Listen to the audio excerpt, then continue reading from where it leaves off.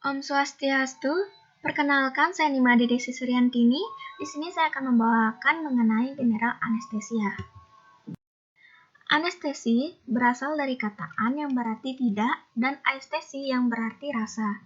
Ilmu anestesi adalah cabang ilmu kedokteran yang mempelajari tata laksana untuk mematikan rasa, baik rasa nyeri, takut, dan tidak nyaman sehingga pasien merasa nyaman.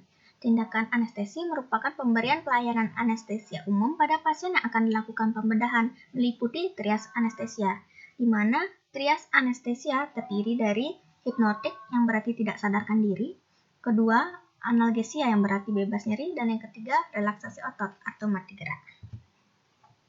Adapun stadium dari anestesi yaitu dibagi menjadi 4.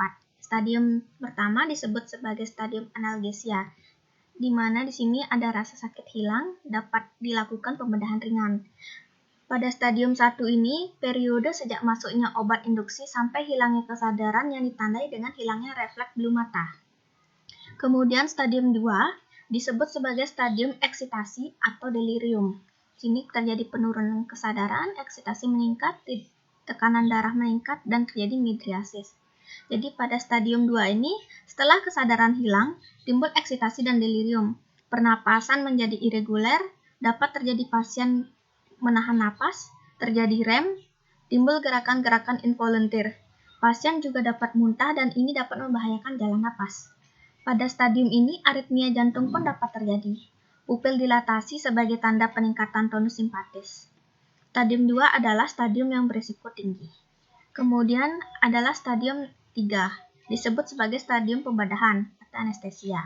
Terjadi depresi sistem saraf pusat dan refleks bola mata hilang.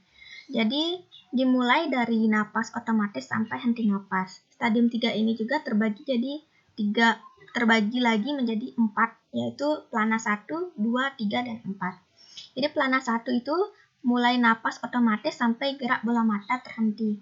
Kemudian plana 2 mulai gerak bola mata berhenti sampai napas torakal lemah. Kemudian plana ketiga, mulai napas torakal lemah sampai napas torakal berhenti. Plana 4, mulai napas torakal berhenti sampai napas diafragma berhenti. Kemudian selanjutnya yang keempat adalah stadium 4 atau paralisa, mulai dari paralisis diafragma sampai henti jantung atau meninggal. Ini dia stadium anestesi gambarannya. Jadi di sini pada stadium yang pertama itu sensasi nyeri hilang, kemudian diikuti ada combative behavior, kemudian pada stadium 3 ini adalah stadium pembedahan, kemudian stadium 4 itu adalah paralisis.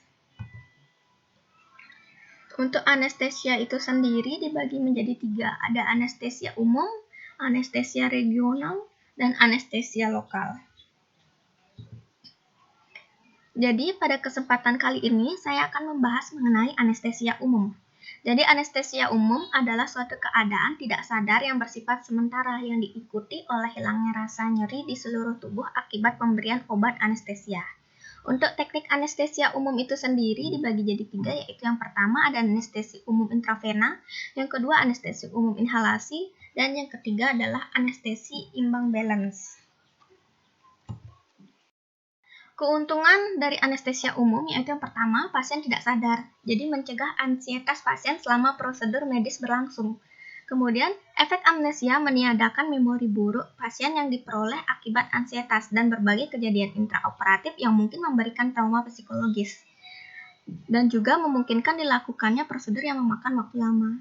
Kemudian juga memudahkan kontrol penuh ventilasi pasien. Untuk kerugiannya sendiri dari anestesia umum diantaranya itu sangat mempengaruhi fisiologi. Hampir semua regulasi tubuh menjadi tumpul di bawah anestesia umum. Kemudian memerlukan pemantauan yang lebih holistik dan juga rumit. Tidak dapat mendeteksi gangguan susunan saraf pusat, misalnya perubahan kesadaran. Kemudian resiko komplikasi pasca bedah juga lebih besar dan juga memerlukan persiapan pasien yang lebih seksama. Adapun langkah-langkah baku anestesia, yang pertama adalah evaluasi pra-anestesia, kedua persiapan pra-anestesia, ketiga anestesia yang terdiri dari induksi, pemeliharaan, dan pemulihan, dan yang keempat ada pasca anestesia. Jadi untuk evaluasi pra-anestesia itu sudah dibahas di presentasi sebelumnya, pada video sebelumnya, yaitu yang pertama memperoleh raport, dari hubungan dokter dan pasien, kemudian memperoleh riwayat preoperatif dari anamnesis lengkap, kemudian pemeriksaan fisik, pemeriksaan penunjang, asesmen risiko, informed consent, persiapan pasien preoperatif, serta premedikasi. Jadi untuk persiapan pre-anestesinya diberikan premedikasi. Jadi ini obat-obatan yang digunakan sebelum anestesi untuk membuat pasien lebih aman dan merasa nyaman. Misalnya benzodiazepin diberikan untuk meredakan kecemasan pada pasien. Kemudian antihistamin untuk mencegah reaksi alergi. Antiemetik untuk mencegah mual dan muntah. Opioid diberikan untuk memberikan analgesia. Kemudian berikan PPI atau penghambat pompa proton untuk mencegah keasaman. Jadi pasien operasi itu diharuskan untuk puasa terlebih dahulu, sehingga puasa itu dapat menyebabkan tingginya keasaman pada lambung sehingga perlu diberikan PPI. Kemudian atropin untuk mencegah bradikardia dan sekresi. Selanjutnya adalah persiapan induksi untuk anestesia. Jadi di sini persiapannya memerlukan alat yaitu statik. Dari mana singkatannya dari S yaitu scope. Scope itu terdiri dari stetoskop untuk mendengarkan suara paru dan jantung, dan laryngoskop itu dimana pilih bilah atau blade yang sesuai dengan usia pasien, dan penerangan atau lampu harus cukup terang. Kemudian yang kedua tube. Jadi tube itu berupa pipa trakea. Jadi dipilih sesuai usia. Jika usia kurang dari 5 tahun tanpa balon dan usia lebih dari 5 tahun dengan balon atau cup. Kemudian A adalah airway, di mana pipa muleparing atau guedel atau orotracheal airway atau pipa nasofaring. Jadi nanti pipa ini untuk menahan lidah saat pasien tidak sadar untuk menjaga agar lidah tidak menyumbat jalan napas. Kemudian yang keempat adalah tape, jadi plester untuk fiksasi pipa agar tidak terdorong atau tercabut. Kemudian I atau introducer, jadi mandrin atau stilet dari kawat yang dibungkus plastik yang mudah dibengkokkan untuk pemandu agar pipa trakea mudah dimasukkan. Kemudian C untuk konektor, yaitu penyambung antar pipa dan peralatan anestesia. Dan yang terakhir adalah suction, itu penyedot lendir, ludah, dan lain-lain. Selanjutnya adalah teknik anestesi umum. Jadi yang pertama anestesi umum intravena. Jadi anestesi umum intravena merupakan salah satu teknik anestesia umum yang dilakukan dengan menyuntikkan obat anestesia parenteral langsung ke dalam pembuluh darah vena. Untuk teknik anestesia umum intravena ini terdiri atas, yaitu pertama anestesi intravena klasik, kedua anestesi intravena total, dan ketiga anestesi analgesia neuroleptik. Jadi yang pertama anestesi intravena klasik, jadi pemakaian kombinasi obat kentamin dengan sedatif, yaitu misalnya pada diazepam, midazolam. Untuk komponen trias yang dipenuhi adalah hipnotik dan anestesia. Lalu untuk indikasi pemberian anestesi intravena klasik ini yaitu pada operasi kecil dan sedang yang tidak memerlukan relaksasi lapangan operasi yang optimal dan berlangsung singkat. Untuk kontraindikasi pemberian anestesi intravena klasik yaitu pada pasien yang rentan terhadap obat simpatomimetik, lalu pada pasien dengan hipertensi intrakranial, pada pasien glaukoma, dan juga pada operasi di daerah jalan napas dan intraokuler. Kemudian yang kedua adalah anestesi intravena total, jadi pemakaian kombinasi obat anestesia intravena hipnotik, analgetik, dan relaksasi otot secara berimbang. Untuk komponen trias yang dipenuhi adalah hipnotik, anestesia, dan relaksasi otot. Indikasi pemberian anestesi dari intravena total adalah pada operasi yang memerlukan lapangan operasi yang optimal. Lalu untuk kontraindikasinya tidak ada kontraindikasi yang absolut, jadi pilihan obatnya disesuaikan dengan penyakit pasien. Kemudian yang ketiga adalah anestesi analgesia neurolep, jadi pemakaian kombinasi obat neuroleptik dengan analgetik opiat secara intravena. Komponen trias yang dipenuhi sedasi atau hipnotik ringan dan analgesia ringan. Untuk indikasi pemberiannya adalah tindakan diagnostik endoskopi, misalnya laryngoskopi, bronkoskopi, atau esofagoskopi, dan juga sebagai suplemen tindakan anestesia lokal. Untuk kontraindikasi pemberiannya adalah penderita Parkinson, penderita penyakit paru obstruktif, bayi, dan anak itu kontraindikasinya relatif. Untuk obat-obat yang sering digunakan yaitu pada obat anestesi intravena, yang pertama itu ada tiopental. Jadi tiopental termasuk dalam golongan barbiturat. Untuk dosis induksi tiopental yaitu pada konsentrasi 2,5%, 3-6 mg per kilogram berat badan diberikan secara intravena dengan perlahan-lahan, atau habis dalam 30-60 detik. Penyuntikan tiopental intravena harus dilakukan secara hati-hati agar tidak terjadi ekstravasasi yang menimbulkan nyeri hebat dan dapat menyebabkan nekrosis jaringan sekitar. Hindari penyuntikan ke dalam arteri karena dapat menyebabkan vasokonstriksi. Untuk efek samping dari tiopental itu bisa menyebabkan hipoventilasi sampai henti napas, kemudian menimbulkan risiko spasme laring dan bronkus, depresi kardiovaskuler, dan dapat menimbulkan nekrosis sentral hati. Lalu untuk kontraindikasi dari tiopental itu sendiri tidak boleh diberikan pada pasien yang menderita penyakit paru obstruktif menahun, dekompensasi kardis, shock yang berat, insufisiensi adrenokortikal, dan status asmatikus serta porfiria.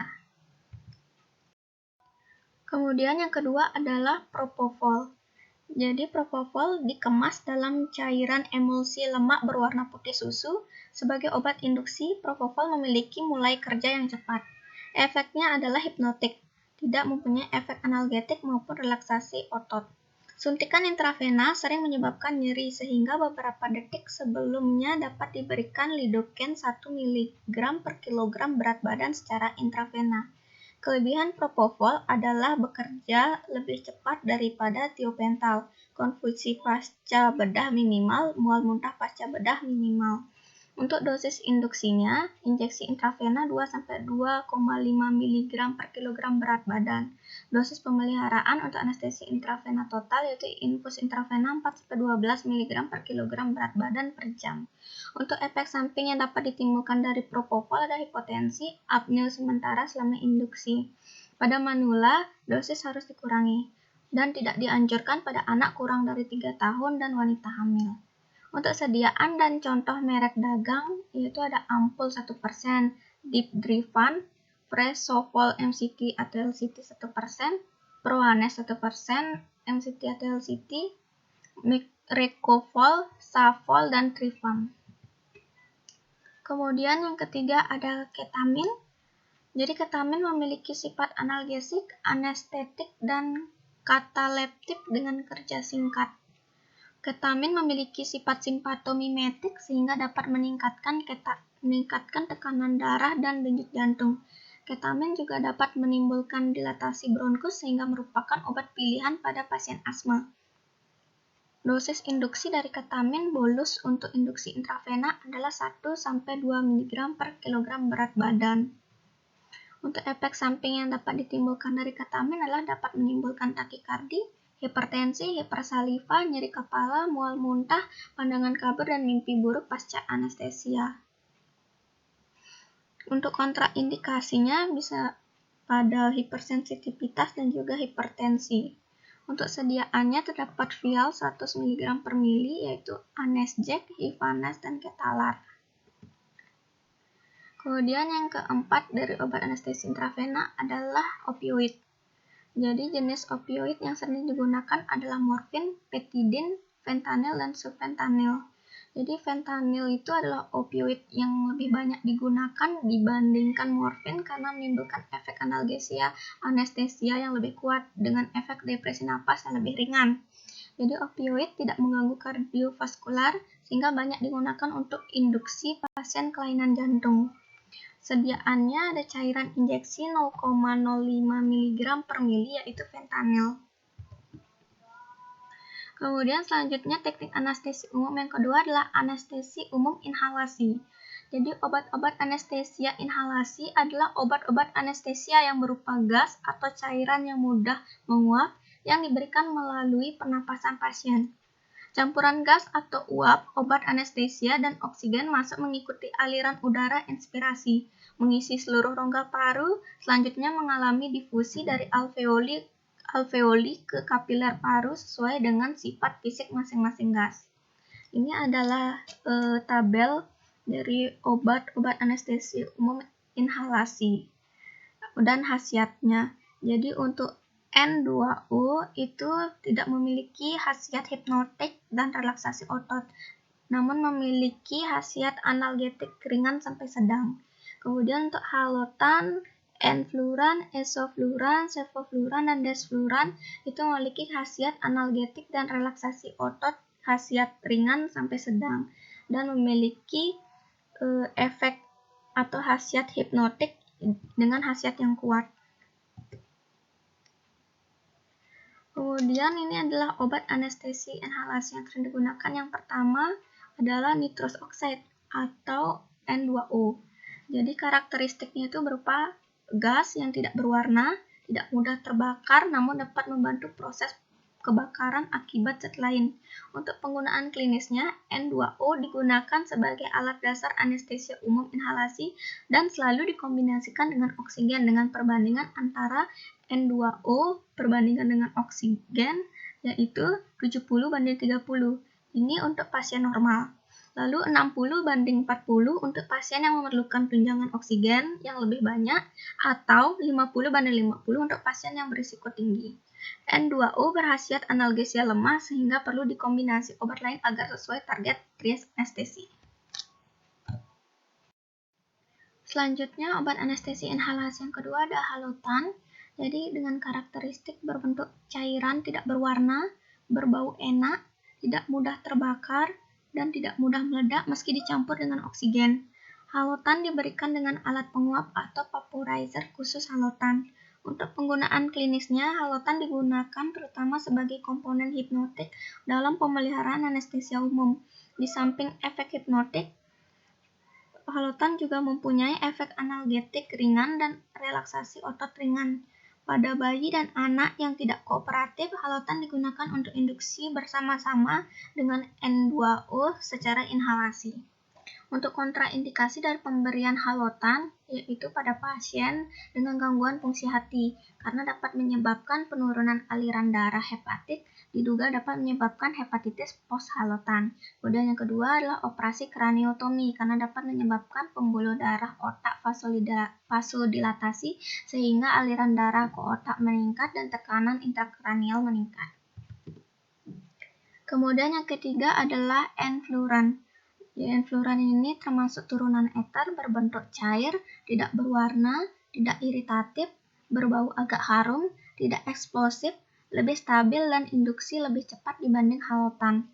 Untuk mengubah cairan enfluran menjadi uap diperlukan alat penguap atau vaporizer khusus enfluran.